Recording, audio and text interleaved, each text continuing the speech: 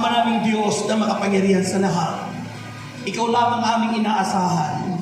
Wala pong iba kaming pinaglilingkuran kundi Ikaw lamang, O Diyos. At ang ika-40 anibersaryo mo, Panginoon, napakaraming significance na amin pong nabasa sa iyong mga salita.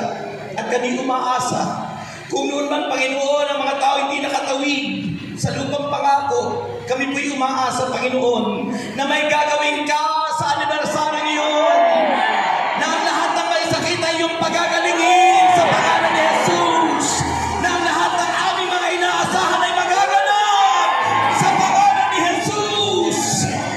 At ang lahat, Panginoon, ng iyong mga lingkod, kaming lahat na nandito, ikinukonsekrate namin sa iyo ang aming buhay. Binibigay namin sa iyo, Panginoon, para ikay paglingkuran ng buong katapatan. At alam namin, Panginoon, na wala kami magagawa dahil ikaw ang tumawag sa amin. Kami mga instrumento mo lamang. At nais namin, Panginoon, na kaming lahat ay daluyan ng iyong kapangyarihan upang magaling mo sa bawat aming pagkampani, Lord. Lord, kami po'y mga makasalanan. Kami po'y maraming nagawang pagkakamali. Kami po'y hindi ginagtawan sa iyo. Kami po'y nagpapakumbaba. Kami po'y nagpapalinis sa iyo, Lord, sa lahat ng aming karumihan. Mula ulog ang talampakan. Paghihugasan mo po ng banal mong dugo ang bawat lingkod mo, Panginoon.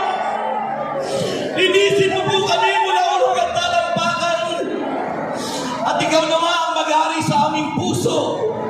Ikaw naman ang maghari, gawin mong templo mo ang puso namin, Panginoong Diyos. At umaasa kami sa aming inaasahan na ang lahat ng may karamdamang dadaloy gagaling. Na ang lahat ng aming inaasahan, ikaw ang magbibigay. At umaasa kami, Panginoon, na ang araw na yun walang bagyo, walang distraction, at makapagpupurit, makasasayaw ang mga kabataan sa pangalan mo. Kaya kinukonsekrate namin sa iyo, Panginoon, ang buong Luneta. Paghimalaan mo, Panginoon, paatawin mo po, Panginoon, ang lahat ng mga tao doon sa lugar na yun, na ikaw lang ang pupurihin at sasambahin. Kinukonsekrate namin, Panginoon, ang Quirino Grandstand at ang buong kabuuan yun, Panginoon.